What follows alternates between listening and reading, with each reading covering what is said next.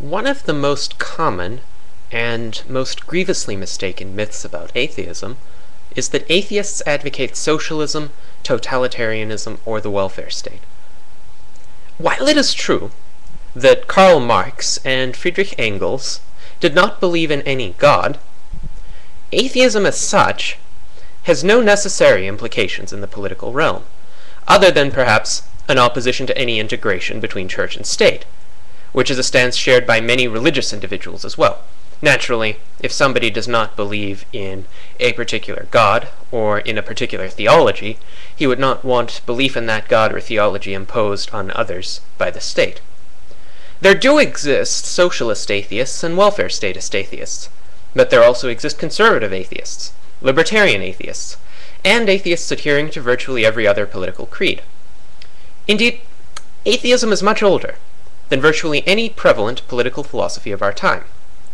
The first known famous atheist was the ancient Greek thinker Diagoras in the late 5th century BC. In more recent times, atheism was espoused by such thinkers as the Enlightenment thinker, the Baron de Holbach, the analytic philosopher Bertrand Russell, and Ayn Rand, the founder of objectivism. Truly, atheists are historically represented within a tremendous range of political and philosophical movements, and it is impossible to classify all atheists under a single political or ethical umbrella. Indeed, the disagreements among atheists as to what constitutes moral behavior or a proper social order can often exceed in their extent the disagreements between some atheists and some religious individuals on these issues.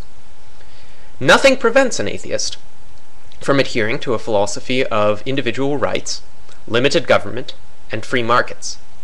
Murray Rothbard, one of the 20th century's most prolific free market economists and libertarian political theorists, was an atheist, as is the psychiatrist Dr. Thomas Szasz, who opposes state control over individuals' mental health. Indeed, according to columnist Alan Karuba, who is not himself an atheist, American atheists are more likely to object to abuses of power by government than most people. Conservative and libertarian political values, smaller and less intrusive government, fiscal prudence, laissez-faire capitalism, and individualism would seem to suit most but not all atheists better than some form of socialism or one-world government philosophy. My advice to religious conservatives who believe in free markets and in individual liberty, but are suspicious of atheists and accuse atheists of having socialistic or totalitarian tendencies, is to rethink their position, because there are many atheists who could prove valuable allies in the struggle to make our government more limited and give us back some of our economic and personal freedoms that have been lost through the growth of government. And this is an important struggle in this world that does not necessarily relate to one's theological beliefs or beliefs about whether there is a next world or how that next world might look like. It is essential to have as many allies in this struggle as possible.